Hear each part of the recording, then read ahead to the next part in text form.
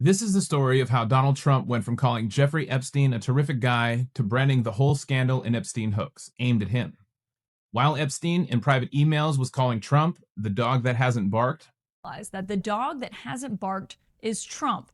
There's a name that's redacted, which the House Oversight Committee has said is a victim of Jeffrey Epstein's. Obviously, we have not been able to independently confirm that because her name is redacted from this email. But they say redacted spent hours at my house with him. He has never once been mentioned, police chief, etc. I'm 75% there. Ghislaine Maxwell responds to that email, John, and says, quote, I have been thinking about that.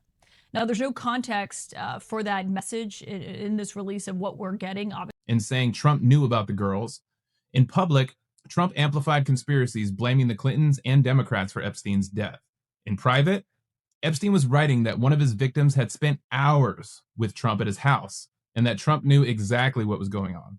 In this video, the timeline is laid out by email, so you can decide for yourself whether Trump is really as distant from Epstein as he claims. In the early 2000s, the Palm Beach days, Trump and Epstein moved in the same Palm Beach social circle, both wealthy, both hosting parties, both with reputations for chasing young women. In a now famous 2002 magazine profile, Trump described Epstein in glowing terms and talked about their shared taste in beautiful women, while flight logs and photos show them together at Mar-a-Lago and at events in New York and Florida. Multiple timelines and major outlets note that Epstein was a regular presence at Mar-a-Lago in this era, and later reporting suggests that at least one of Epstein's future accusers first intersected with him while working at Trump's club. The fallout. Fast forward, now Trump insists he and Epstein had a falling out. Now says he had a falling out with the convicted sex offender because Epstein, quote, took people who worked for him at his Mar-a-Lago resort. He took people, and because he took people, I said, don't do it anymore. You know, they work for me. And he took, beyond that, he took some others. And once he did that, that was the end of him. Long before Epstein's 2019 arrest, claiming Epstein stole young women who worked at the Mar-a-Lago spa. In 2019, under pressure from reporters, Trump repeated that he hadn't spoken to Epstein in about 15 years. I still think Jeffrey Epstein is a terrific guy. Well, I knew him like everybody in Palm Beach knew him. I mean, people in Palm Beach knew him. He was a fixture in Palm Beach. I had a falling out with him a long time ago. I don't think I've spoken to him for 15 years. I wasn't a fan. I was not, a long time ago. I'd say maybe 15 years. I was not a fan of him. And said he had banned him from the club, with his lawyers later insisting Trump had no relationship and no knowledge of Epstein's conduct. And news organizations that reconstructed the relationship point out some rift in the mid-2000s. The record shows years of social overlap and before that alleged break. 2019, arrest, death, and deflection. In July 2019, Epstein was arrested on federal sex trafficking charges in New York, and questions about Trump's past friendship with him immediately resurfaced on the campaign trail and in the press. Trump responded by downplaying the relationship, calling himself not a fan, insisting it had been many years since they spoke, and shifting attention to Bill Clinton's flights on Epstein's planes that alleged trips to Epstein's island. On August 10th, 2019, Epstein was found dead in his jail cell, with federal officials ruling it a suicide. But Trump didn't focus on the documented security failures. Instead, he blasted out a conspiracy video linking Epstein's death to the Clintons, boosting unfounded claims to millions of followers and suggesting, when reporters pressed him, that you have to ask Bill Clinton if Bill Clinton went to the island. That pattern minimized his own ties, loudly accused political enemies, became the posture on Epstein from then on. 2020 to 2023, denials and pressure for the Epstein files. The bill to release the Epstein files could be on President Trump's desk as soon as tonight. Hi, everyone. Welcome to The Arena. I'm Casey Hunt. In the years after Epstein's death, Trump continued to insist he knew nothing about Epstein's abuse, even as civil cases, pilot logs, and deposition transcripts kept his name in the background of Epstein's coverage. At rallies and interviews, he would pivot from questions about his own connection to call for more scrutiny of Democrats, the Clintons, and sometimes even the royal family, positioning himself as a truth teller who just wanted the real Epstein story out. Spoiler alert, he lied.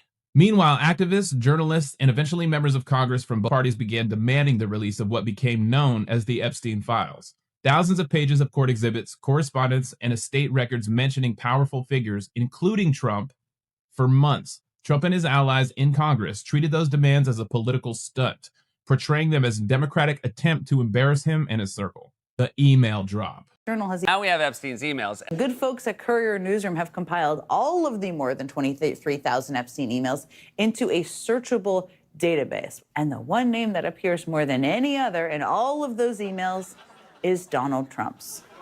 The Wall Street Journal has even created a handy visualization guide to show just how much each figure is mentioned over time in these emails. The blue dots here represent each of the Epstein emails that mention former President Clinton. These ones represent each time the emails mention former Treasury Secretary Larry Summers. And these ones represent all the mentions of Donald Trump.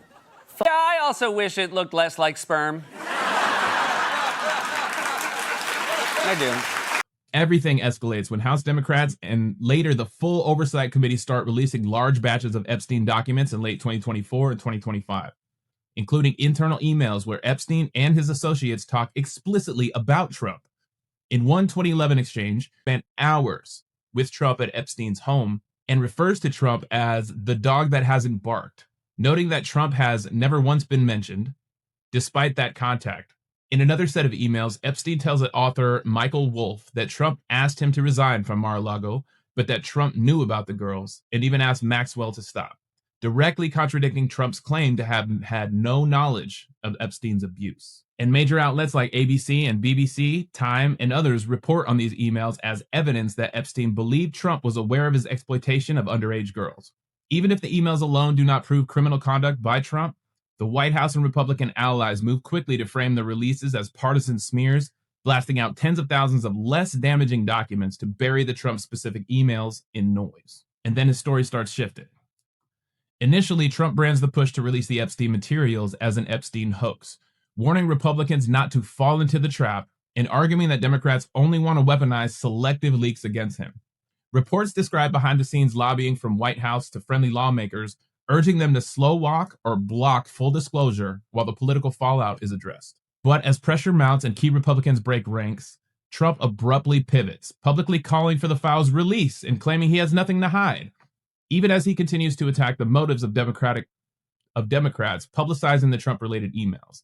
And that sudden enthusiasm lands just days before some of the most damning Epstein-Trump emails are officially posted online, including the dog that hasn't barked line and references to Trump knowing about the girls.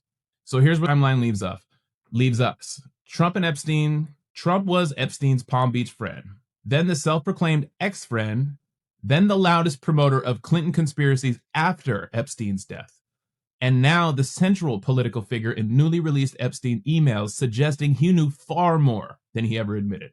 None of this proves in a courtroom that Trump shows that but the record shows that while him, meaning Trump, calling him the dog that hasn't barked yet, and wondering why no one was asking about Donald Trump. So if everyone's asking about Donald Trump, Epstein's asking about Donald Trump. He was the one that put together this whole cabal of the elites, the pedophile ring that were supposedly Democrats. Turns out he was the leader of this ring, him and Epstein. So in this video, you just saw how Donald Trump's story about Jeffrey Epstein has shifted over the years. From a friendly Palm Beach neighbor to claiming a distant falling out to loudly blaming the Clintons and the Democrats, while the new Epstein emails suggest that Trump knew more than he ever admitted. You've seen the receipts, you've seen the quotes, and you've seen how the timeline keeps circling back to one name, Donald Trump. If you want more deep dive timelines like this, breaking down powerful people, their connections, and what the documents actually show, make sure you hit that subscribe button and turn on notifications so you don't miss the next one. Drop a comment with what you think the most suspicious moment in the timeline was, and share this video with a friend who thinks that Trump had nothing to do with Epstein. And smash that like button so the story gets in front of more people. I'm Chris McIntyre. This is Almost Above Average. See you on the next one.